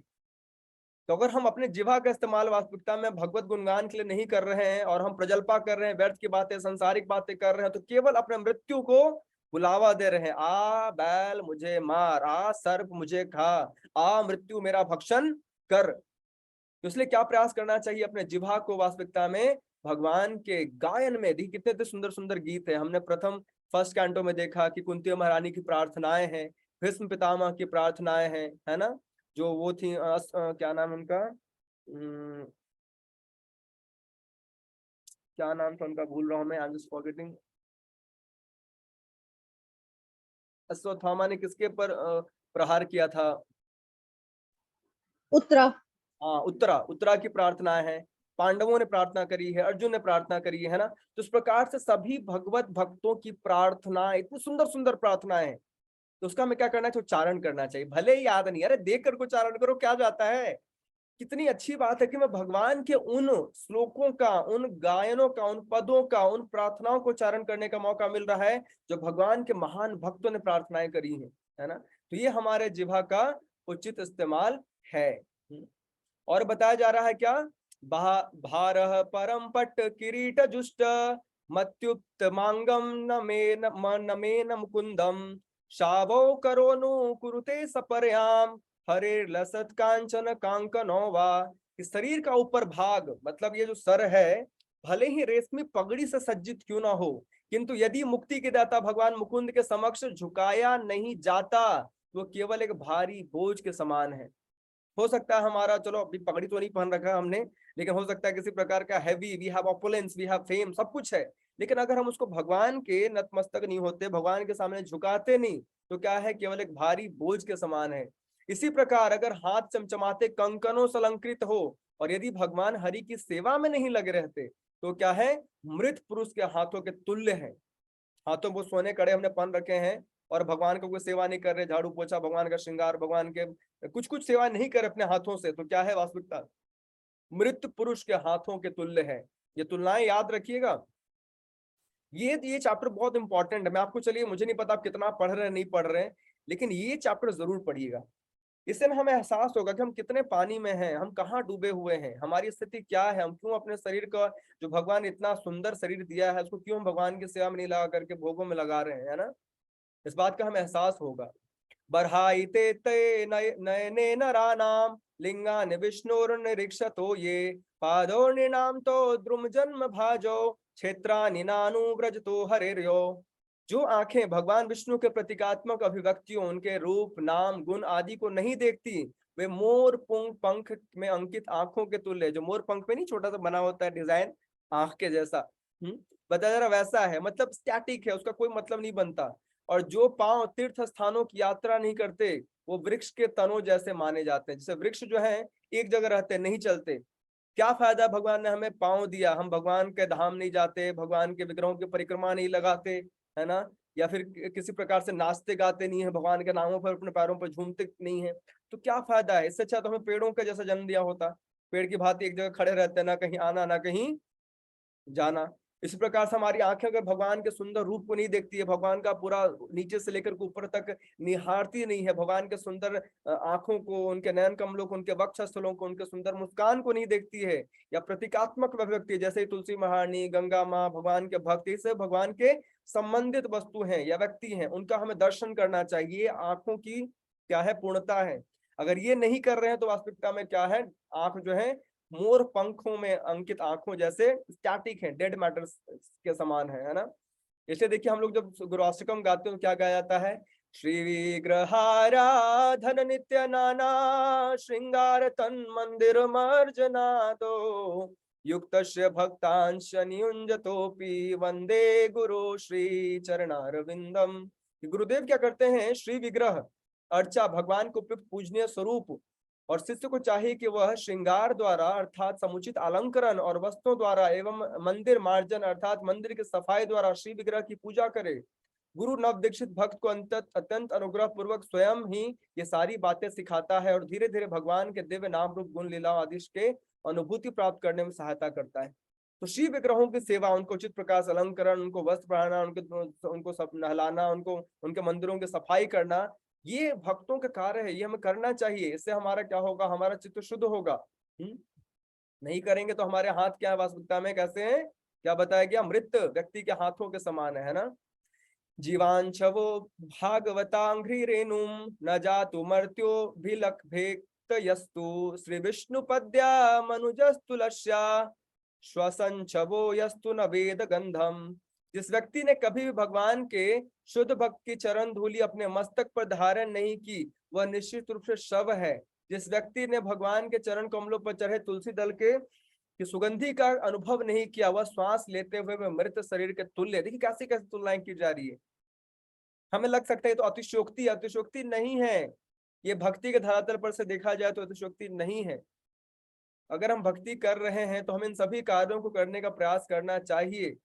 हाँ, भगवान के चरण कमलों पर तुलसी रखी रहती है, उसके क्या करते हैं हम लोग, सूंघते हैं, उनको स्मेल करते हैं, फ्रेग्रेंस है ना। इस प्रकार से देखिए आप एक और उदाहरण, परमहंस के मुक्तावस्था कैसे प्राप्त की जाए। तो यहाँ बताया गया अगर कोई भक्त जो है महान भक्तों के चरण कमलों की धूलि से संपूर्ण शरीर को पवित्र किए बिना भक्ति की पूर्ण अवस्था प्राप्त नहीं की जा सकती। हो सकता है हम अपने स्तर पर बहुत प्रयास करें, लेकिन अपने प्रयास से बहुत कुछ संभव नहीं है। इसलिए हम क्या जाते हैं, मंदिर जाते हैं या सन्यासियों के दर्शन करते हैं। अगर जा रहे होते हैं तो चरण छूना तो चलो मना होता है, लेकिन चरणों की पद धूलि लेकर के अपने सर पे लगाते हैं। तो वैष्णव का उच्छिष्ट, भगवान के भक्तों, शुद्ध भक्तों का उच्छिष्ट, भगवान के शुद्ध भक्तों के चरण कमलों का रज और जो जल है, ये सभी इतने परम पवित्र होते हैं कि जो बहुत सालों के प्रयास के बाद हमें कुछ प्राप्त होता है, वो केवल संगति से, उनकी सेवा से, उनके चरण कमलों की धूल को अपने सर पे लगाने से हमें मिल जाता है। इस प्रकार से भगवान के भक्त, जो शुद्ध भक्त स्पेशली हैं, सन्यासी वगैरह जो वरिष्ठ भक्त है, काफी समय से भक्ति में लगे हुए हैं, उनकी इन प्रकार हमें क्या करनी चाहिए, सेवा, या फिर कि चलो कुछ नहीं तो कम से कम चरण कमलों की धूल या फिर कुछ उनसे कृपा लेनी चाहिए, क्योंकि कृपा में बहुत बल है। भक्ति जो है कृपा से सिद्ध होगी, प्रयास से उतनी सिद्ध नहीं होने वाली। प्रयास हम केवल इसलिए करते हैं ताकि हम अपने से महान जनों का आकर्षण, मतलब उनका ध्यान आकर्षित कर सके।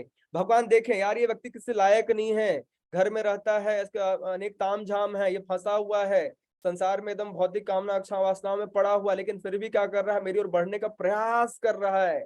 He's trying so hard, sincerely trying so hard।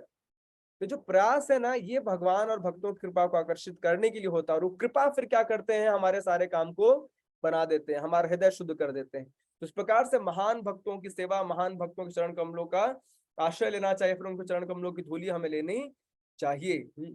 और देखिए यहाँ क्या बताया जा रहा है, तदश्म सारम हृदयम बतेदम यद गृह्यमान और हरि नाम ध्येये न विक्रियेता इताथात यदा विकारो नेत्रे जलम गात्र रुहेशु हर्षः। कि निश्चय ही वो हृदय फौलाद का बना है जो एकाग्र होकर भगवान के पवित्र नाम का उच्चारण करने पर भी नहीं बदलता। भगवान के पवित्र नाम इतने दयालु हैं, जिसने अनेका अनेक प्रकार के, देखिए एक जो था ना, कौन, मृगारी, मृगारी जो था वो पशुओं को मारता था, है ना, अधमरा करके छोड़ता था, लेकिन भगवान नाम को उच्चारण के बाद, सॉरी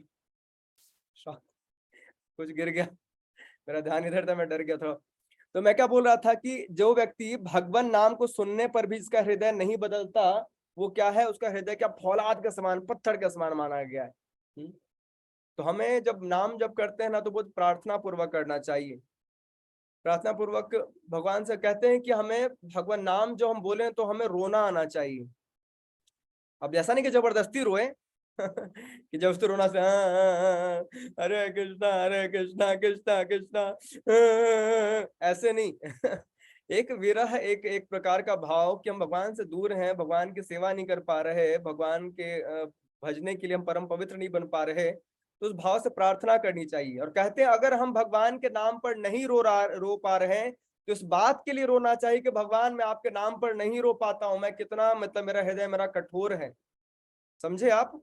पहले तो हरिनाम बोलते समय क्या हमारे आंखों में आंसू आने चाहिए, रोना हमें आना चाहिए। अगर नहीं आता है तो इस बात पे रोना चाहिए कि भगवान मुझे रोना क्यों नहीं आता है। और इस बात पे भी रोना नहीं आता है कि मुझे रोना नहीं आता है, तो उस बात पे रोना चाहिए कि भगवान मुझे रोना क्यों नहीं आता है, कि मुझे भगवान रोना क्यों नहीं आता है, कि मुझे भगवान रोना क्यों नहीं आता है। भगवान के सामने जाकर प्रार्थना करनी चाहिए, भगवान मेरा हृदय बहुत कठोर है। संसारिक चीजों से भले ही हम 2 मिनट में रो देते हैं, लेकिन भगवान के नाम, और देखिए आगे और बताया जा रहा है, जब हर्ष होता है तो आंखों से आंसू नहीं भरते, शरीर के रोम रोम खड़े नहीं होते। भगवान नाम के उच्चारण से क्या हो रहा है, ना हमें हर्ष आ रहा है, ना हमें उत्साह आ रहा है, ना हमारे आंखों में आंसू आ रहे हैं, ना शरीर के रोम रोम खड़े नहीं हो रहे। इसका मतलब क्या, हमारा हृदय क्या है, बहुत कठोर है। जो शुद्ध भक्त होते हैं ना, भगवान नाम को उच्चारण बहुत ही विरह में करते हैं, बहुत भाव से करते हैं, डूब करके करते हैं, उनको रोमांच होते रहता है। लेकिन हम सभी को कोई फर्क नहीं पड़ता। इससे पता चलता है कि हमारा हृदय क्या है, अभी बहुत कठोर है। और बहुत प्रेम से जितना नाम जप करेंगे, प्रार्थना करेंगे, भगवान मेरा हृदय बहुत कठोर है, मैं संसार के सांसारिक चीजों को सुनकर के भले रो दूं, लेकिन मेरा भगवान के नाम, भगवान के परम पवित्र नाम जो कि स्वयं आप हैं, उनका श्रवण करके मुझे रोना नहीं आता। मैं कितना दुर्भाग्यशाली हूँ, मेरा हृदय कितना कठोर है। कृपा करके मेरे इस कठोर हृदय को कोमल बनाए, ताकि मैं आपके नाम रूप गुण लीलाओं का श्रवण कीर्तन बहुत उत्साह के साथ और प्रेम के साथ कर सकूं, है ना।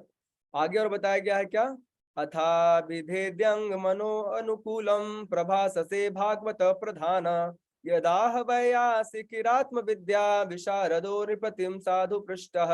हे सूत गोस्वामी, आपके वचन हमारे मनों को भाने वाले हैं, अतएव कृपा करके आप हमें यह उसी तरह बताएं जिस तरह से दिव्य ज्ञान में अत्यंत कुशल परम भगवान सुखदेव गोस्वामी ने महाराज परीक्षित के पूछे जाने पर उनसे कहा। तो ये सभी बातें बिल्कुल उसी प्रकार से सूत गोस्वामी समग्र ऋषियों को, सौनक आदि ऋषियों को सुना रहे, जिस प्रकार से जो सुखदेव गोस्वामी हो परीक्षित महाराज को बता रहे थे। उस प्रकार से जो चैप्टर है कंप्लीट होता है, शुद्ध भक्ति सेवा, है ना। तो यहाँ देखिए कितनी अच्छी अच्छी बातें बताई गई है ना, कि हमें किस प्रकार से अपने समस्त इंद्रियों को भगवान की सेवा में लगाना चाहिए। अगर ये हमारा कितना सौभाग्य है कि हमें भगवान की सेवा में लगने का मौका मिल रहा है।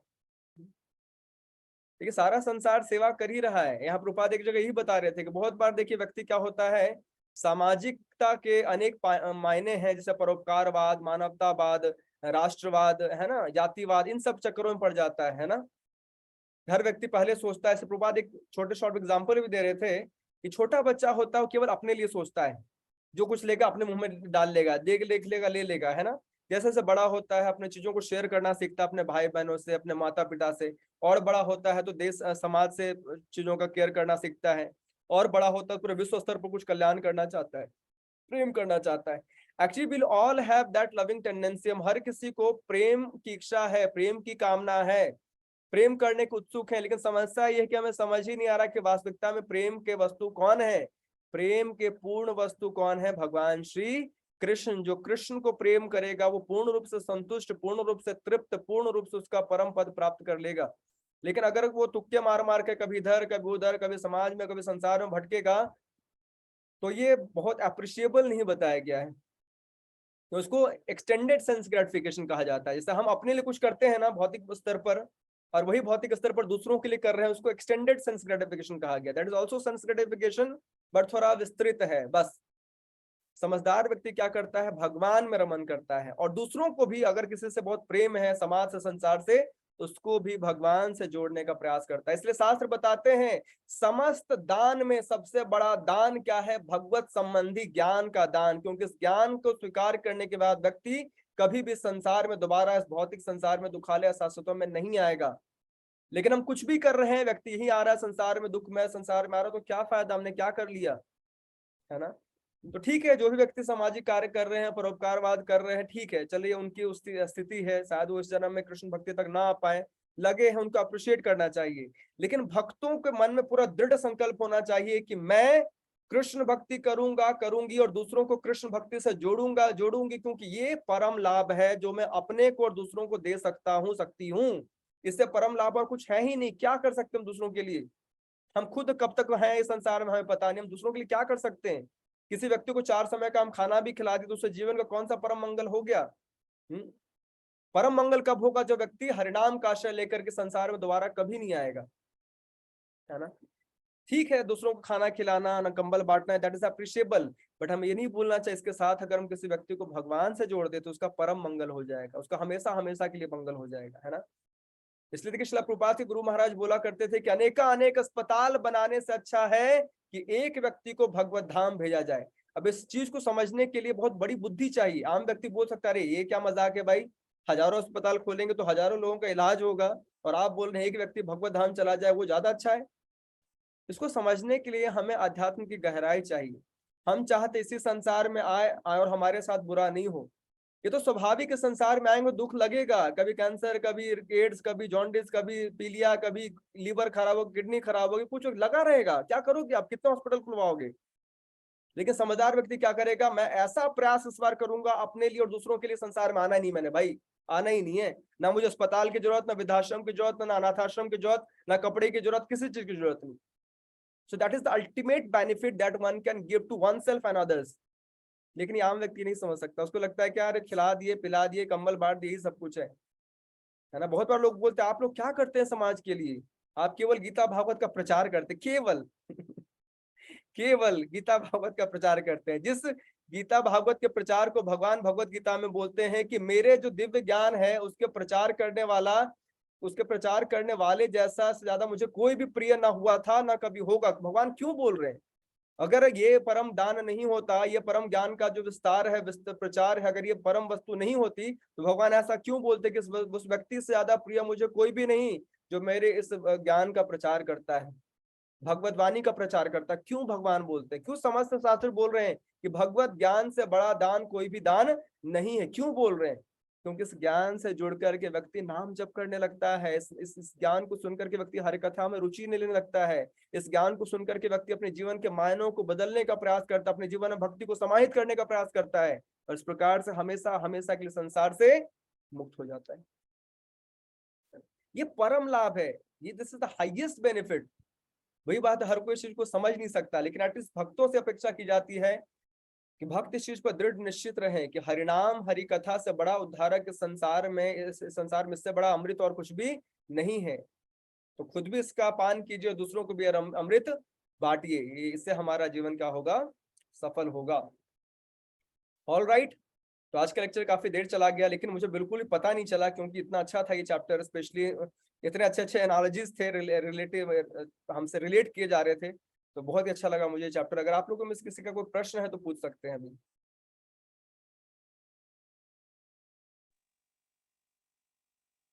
नहीं है? प्यास लगी है मुझे।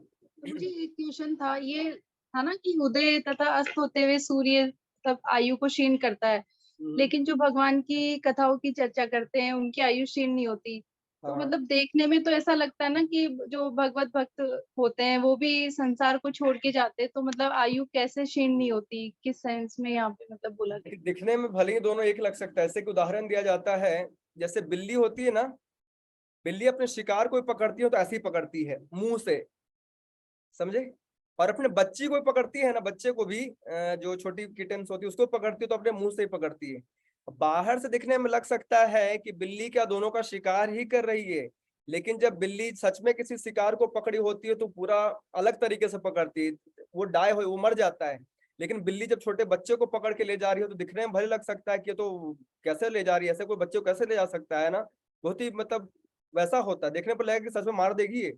लेकिन क्या होता है, वो मरती नहीं हो, क्या हो जाता है, और बचाती, उसको परम संरक्षण मिल जाता है। उसी प्रकार से भौतिक धरातल पर दिख सकता है। देखिए भौतिक शरीर तो छूटना ही है ना, क्योंकि वास्तविकता में शरीर तो है नहीं, वास्तविकता में हम ये शरीर तो है ही नहीं, हम आत्मा है, ये शरीर तो छूटना ही छूटना है, तो छूटने में हमारा लाभ है। लेकिन कब लाभ है, जब हम इस शरीर को छूटने के बाद आध्यात्मिक शरीर को प्राप्त करें। तो जो भगवान के भक्त होते हैं इस शरीर को त्यागने के बाद आध्यात्मिक शरीर को प्राप्त करते हैं, इस प्रकार से उनको इस संसार में दोबारा नहीं आना पड़ता। लेकिन जो भौतिकतावादी व्यक्ति उस शरीर को त्यागने के बाद पता नहीं किस योनि में जाएगा, कौन सी योनि में जाएगा, कौन सा शरीर धारण करेगा, कौन से नरकों में जाएगा, कौन से लोक में जाएगा, कुछ नहीं कह सकते। और अपार्ट फ्रॉम दैट, जितने भी शुद्ध भक्त हैं, आप देखिए शिला प्रभुपाद को देखिए, या फिर हमारे गुरु महाराज को देखिए, परम पूज्य गोपाल कृष्ण गोस्वामी महाराज को, परम पूज्य जयपता का स्वामी महाराज, जितने राधा कुंज स्वामी महाराज, जितने भी हैं जो परम मतलब गति पर हैं, परम स्थान पर हैं, उनकी चेतना देखिए। उस धरातल पर मतलब उस उम्र में व्यक्ति कुछ नहीं करना चाहेगा, लेकिन फिर भी हाईली एक्सटैटिक, हाईली इंथुजियास्टिक होकर भगवान की सेवा में रमे रहते हैं। प्रभुपाद उस अवस्था में एट द एज ऑफ 69 कोई व्यक्ति सोच भी नहीं सकता पाश्चात्य जगह जाकर के वहां पर हरिनाम का प्रचार करने का, लेकिन प्रभुपाद उस उम्र में भी क्या कर रहे हैं, प्रचार कर रहे हैं। जब वो अपने अंतिम समय में थे तो बैठ करके मतलब लेट करके भागवतम का उच्चारण कर रहे हैं, है ना। तो इस प्रकार से दिखने में लग सकता है कि व्यक्ति उसी प्रकार से मतलब अपना शरीर त्याग रहा है जैसे आम व्यक्ति त्यागता है, लेकिन उसकी चेतना में अंतर होता है, उसके उसके भाव में अंतर होता है। वो सब कुछ त्यागते हुए भी उसको कोई फर्क नहीं पड़ता, उसको पता होता है। परम पूज्य कदम कानन स्वामी महाराज ने कुछ दिन पहले शरीर छोड़ा, उन्होंने बहुत अच्छी बात बताई। कि भक्तों के लिए शरीर छोड़ना मतलब एक दूसरी सेवा के लिए जाना। जैसे मान लीजिए मैं यहाँ सेवा कर रहा हूँ सुल्तानपुर में, है ना, कल मुझे यहाँ से भेज करके कहीं और सेंटर भेज दिया गया, तो कोई फर्क पड़ा क्या? मैं यहाँ भी सेवा कर रहा था, वहां भी सेवा करूंगा, है ना। उसी प्रकार से जो भक्त हैं, दिखने में लग सकता है कि ओके ओके, लेकिन दिखने से क्या होता है? ये आंखें तो दो कौड़ी की है। इन आंखों को तो स्पेशली चार जो अवगुण बताए गए हैं भौतिक जीवात्मा के, भौतिक व्यक्ति के, तो उसमें से एक है क्या कि वो दिग्भ्रमित रहता है, वो उसकी इंद्रियां क्या है, अपूर्ण है, वो अपनी आंखों से सब कुछ नहीं देख सकता। उसी प्रकार से भौतिक आंखों से भले हमें लगे कि भक्त और अभक्त की गति बराबर हो रही है, लेकिन ऐसा नहीं हो सकता, क्योंकि भगवान स्वयं इसकी गारंटी देते हैं, मन मना मद्भक्तो मद्याजी माम नमस्कुरु, जो मेरे को प्रणाम करता है, मुझे नमस्कार करता है, मुझे अपना मन लगाता है, मुझे प्राप्त करता है। तो इस प्रकार से अगर हम शास्त्रों को प्रमाण को देखें, साधुओं के प्रमाण को देखें, स्वयं भगवान के प्रमाण को देखें, तो भक्त कभी भी सामान्य मृत्यु को प्राप्त नहीं होता है। दिखने में लग सकता है, दिखने क्या है, दिखने का तो बहुत कुछ दिखता है, बट होता नहीं है। So we should always chill कि यार भगवान की सेवा हम कर रहे हैं, हल्के में नहीं है, बहुत बड़ी चीज है ये। जो इसको करेगा वो परम पद को 100% गारंटेड प्राप्त करेगा ही करेगा, है ना। जैसे एक प्रभुपाद से किसी ने पूछा था कि आप लोग ये क्या भगवान भक्ति गीता भागवत करते रहते हैं, मान लिया सब कुछ झूठ है तो इतना जो हरी बोल चल रहा है आपका ड्रामा, सब झूठ हुआ तो? प्रभुपाद ने बोला जब मानना ही है तो दोनों बात मानो, मानना ही है ना। मानने क्या मतलब? बैठे बैठे कुछ भी मान सकते हैं, उसका तो कोई अंत ही नहीं है, बैठे बैठे कुछ भी माना जा सकता है। अब माने दोनों बात मानो, पहला तो ये मानो कि चलो मान लिया भगवान उगवान कुछ भी नहीं है, भगवान भक्ति यमदूत यमलोक स्वर्ग नरक गोलोक वैकुंठ कुछ भी नहीं है, सब झूठ है, सब ऐसी जो शास्त्र ऐसे लिख दिए गए हैं। अगर ऐसा माने भी तो भी भक्त लोग कितना अच्छा जीवन जी रहे हैं, सुबह उठते हैं, ध्यान करते हैं, अपने शरीर का ख्याल रखते हैं, दूसरों का शरीर का ख्याल रखते हैं, समाज को किसी प्रकार का हार्म नहीं कर रहे, अच्छे प्रकार से जीवन जी रहे, शांति से जीवन जी रहे, खुश होकर जीवन जी रहे, है ना। तो इस प्रकार से इतना योगदान हो सकता है समाज के लोग करने का प्रयास भी कर रहे हैं, प्रसाद भी बांट रहे हैं। तो एक प्रकार से अगर भगवान को नहीं भी मानो तो भी भक्त एक बहुत अच्छा जीवन जी रहा है। लेकिन अगर मानना ही है तो दूसरा बात भी आपको मानना पड़ेगा कि मानो सब कुछ सच हुआ तो हमारा तो लाभ है, लेकिन तुम्हारा क्या होगा, तेरा क्या होगा कालिया, है? तूने तो एक बार भी नाम जप नहीं किया, भजन भक्ति नहीं की, गीता भागवत को तूने झूठ माना, शास्त्रों को झूठ माना, साधु संतों को झूठ माना, भगवान को झूठ माना और सब कुछ सच निकले तो क्या होगा, है ना। तो हम तो बिल्कुल विन विन सिचुएशन में है, दोनों तरफ से विन विन सिचुएशन में है, हमारा तो लाभ ही लाभ है, दोनों हाथ में लड्डू है। नुकसान तो उनका है जो भगवान की भक्ति में नहीं लग रहे हैं। So nothing to worry about. हमारे साक्ष्य जो होते हैं, आंखें नहीं है, हमारे साक्ष्य क्या है? भगवान गुरु साधु शास्त्र, ये सभी प्रमाण दे रहे हैं जिस भी व्यक्ति ने भगवान के नाम रूप गुण लीलाओं का आश्रय लिया है वो परम पद को प्राप्त हुआ ही हुआ है। तो हमें इस बात में पूर्ण श्रद्धा होनी चाहिए, ठीक है। किसी और भक्त को कोई प्रश्न?